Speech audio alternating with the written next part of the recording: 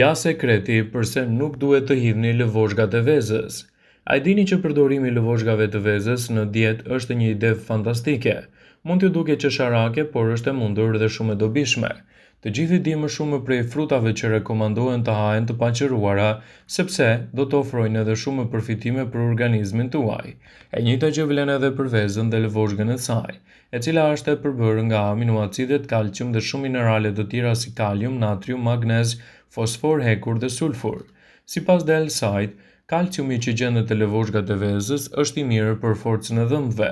A e dini se 93% e lëvozhgës së vezës është e përbërë nga kalciumi, një arsye kryesore pse mund ta përdorni atë edhe për forcimin e dhëmbëve. Lëvozhgat e vezëve ndihmojnë në parandalimin e osteoporozës, mbrojnë në muskujt, mbrojnë në shëndetin e zemrës dhe gjithashtu do të keni një lëkurë të pastër dhe më të butë. Gjithçka që duhet të dini është që në kombinim me mjekun tuaj mund të bëni një përdorim të saj.